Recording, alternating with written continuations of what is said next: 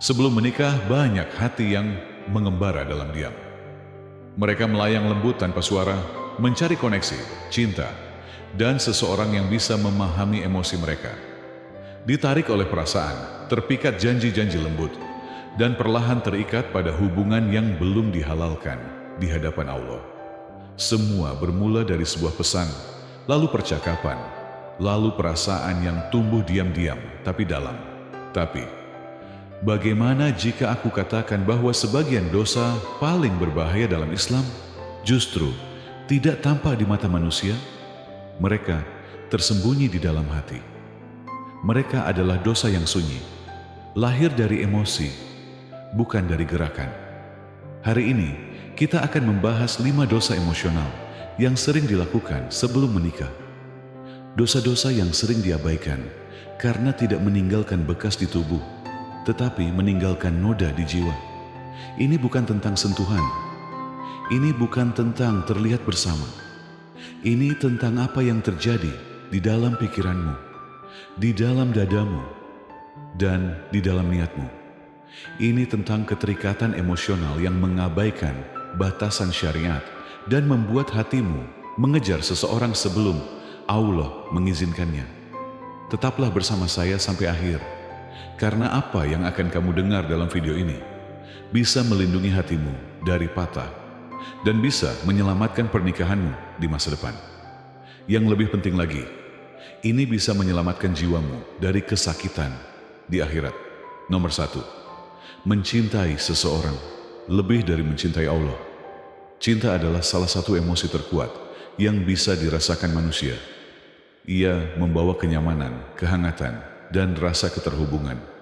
Tapi ketika cinta itu tumbuh lebih besar daripada cintamu kepada Allah, ia berubah menjadi bahaya tersembunyi. Kadang seseorang begitu terikat pada orang yang ia kagumi atau ingin dinikahi, sampai-sampai seluruh harinya berputar di seputar orang itu.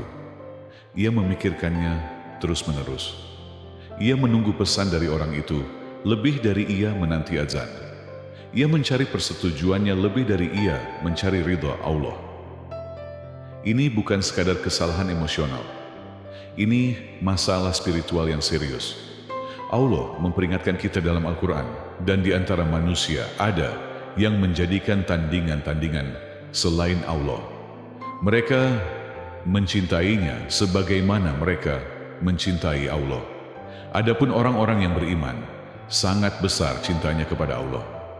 Ayat ini berbicara langsung ke hati, mengingatkan kita bahwa bahkan cinta emosional bisa menjadi bentuk ibadah ketika ia mulai mengambil tempat Allah di dalam hati.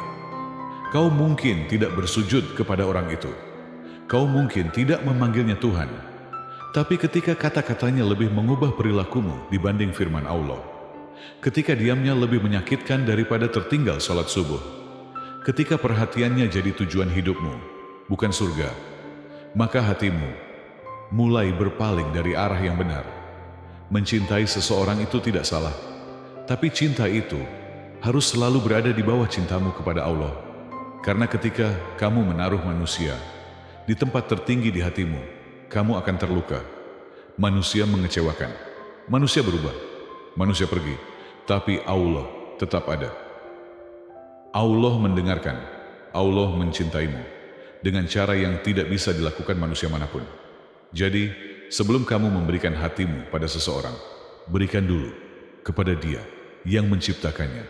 Ketika Allah yang utama, semua cinta lain akan berada di tempatnya yang tepat. Dan cinta yang memang ditakdirkan untukmu, yang ditulis oleh Allah, akan datang dengan ketenangan, bukan tekanan. Nomor 2, berangan-angan tentang masa depan yang belum ditakdirkan oleh Allah. Semua dimulai dengan begitu tenang. Kamu melihat seseorang, kamu mendengar sesuatu, ada percikan kecil. Percikan itu menjadi pikiran, dan pikiran itu menjadi mimpi panjang di kepalamu. Mimpi di mana segalanya tampak sempurna. Kamu membayangkan menikah dengan orang itu, membayangkan suaranya, senyumnya, kehadirannya. Kamu membangun masa depan di kepalamu, rumah, keluarga, cerita, padahal semuanya belum pernah dimulai. Tapi semua itu tidak nyata. Semua itu belum ditulis oleh Allah, dan disinilah bahayanya tersembunyi. Rasulullah Shallallahu Alaihi Wasallam mengajarkan kepada kita, sesungguhnya amal itu tergantung pada niat, dan setiap orang akan mendapatkan sesuai dengan apa yang ia niatkan. Bahkan ketika tidak ada yang terjadi secara fisik, ketika hatimu bebas mengembara dalam khayalan tentang seseorang yang bukan pasangan halalmu, kamu telah melewati batas yang ditetapkan oleh Allah. Kamu sedang menggunakan hati untuk sesuatu yang menjauhkannya dari zikir dan mengisinya dengan imajinasi. Khayalan ini tampak tidak berbahaya, tapi bisa menjadi perangkap emosional. Ia membuatmu terikat pada seseorang yang mungkin tidak pernah menjadi jodohmu. Dan ketika kenyataan tidak sesuai dengan bayanganmu, kamu akan terluka, kecewa, dan mungkin membanding-bandingkan. Rasulullah Shallallahu Alaihi Wasallam juga bersabda, mata berzina, telinga berzina, lidah berzina, dan hati berangan-angan, serta menginginkan. Kamu mungkin tidak menyentuh, tapi pikiranmu sedang membentuk ikatan yang seharusnya hanya terjadi setelah halal. Imajinasi bisa menjadi pintu masuk setan yang menggoda nafsumu dan membangun harapan palsu.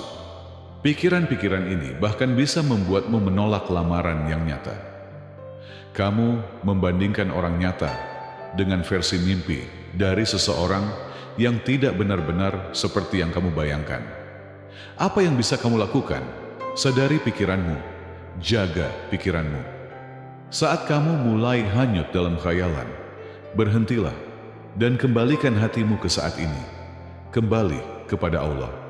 Cerita hidupmu sudah ditulis, dan itu lebih indah dari apapun yang kamu paksa dalam kepalamu.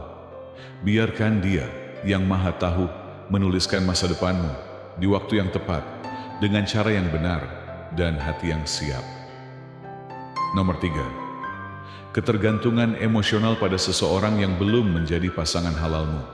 Ketika hati merasa kosong, ia mulai mencari kehangatan, perhatian, seseorang yang membuatnya merasa berharga. Dan di saat kebutuhan itu datang, bahkan sedikit kasih sayang dari seseorang bisa terasa seperti penyelamat. Namun, sebelum menikah, keterikatan emosional ini bisa tumbuh diam-diam menjadi sesuatu yang berbahaya. Ia dimulai dari kenyamanan, sebuah pesan yang kamu nantikan, suara yang menenangkan ketakutanmu, seseorang yang terasa seperti tempat aman. Tapi seiring waktu, dia menjadi sumber ketenanganmu, tempat perlindungan emosimu. Kamu mulai bergantung padanya untuk setiap keputusan.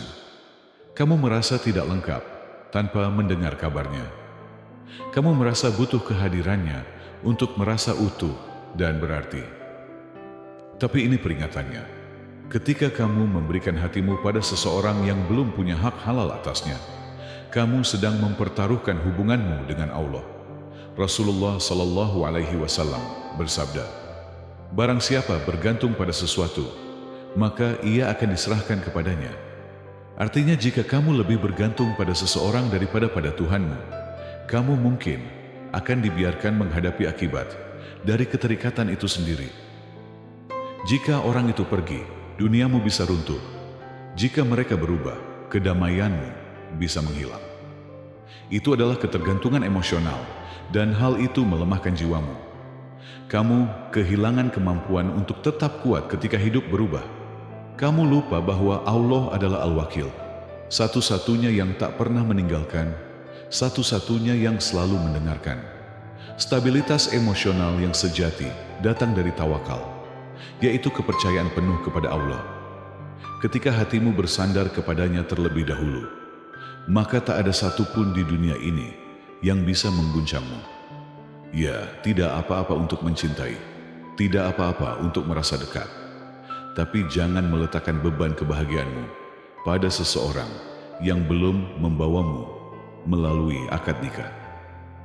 Mereka tidak diciptakan untuk memikul jiwamu. Penciptamu yang menciptakan hatimu, dan hanya Dia yang tahu cara memegangnya dengan benar. Nomor 4. Mencurahkan isi hati kepada non-mahram untuk keintiman emosional. Di zaman sekarang, orang terbiasa membicarakan segalanya, ketakutan mereka, patah hati, masa lalu, dan impian. Namun ketika berbagi secara mendalam seperti ini, terjadi antara laki-laki dan perempuan yang bukan mahram, itu membuka pintu bagi sesuatu yang berbahaya, sesuatu yang tampak polos, tapi perlahan mengubah hati. Kamu mungkin percaya bahwa kamu hanya berbicara. Kamu pikir itu tidak berbahaya, hanya curhat, hanya sekadar memberi atau menerima nasihat. Tapi setiap kali kamu berbagi hal pribadi dengan lawan jenis yang bukan mahrammu, hatimu mulai percaya secara emosional, mulai bergantung pada mereka untuk kenyamanan, mulai merasa dimengerti dengan cara yang perlahan-lahan membangun keterikatan tersembunyi. Rasulullah Shallallahu Alaihi Wasallam memperingatkan dengan jelas, tidaklah seorang laki-laki berdua-duaan dengan seorang perempuan, kecuali yang ketiganya adalah syaitan.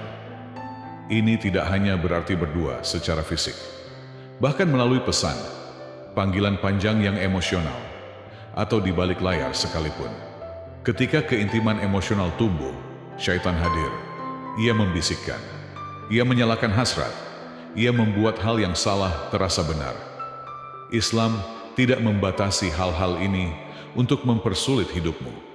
Islam menetapkan batasan untuk melindungi hatimu agar tidak terjerat sebelum waktunya.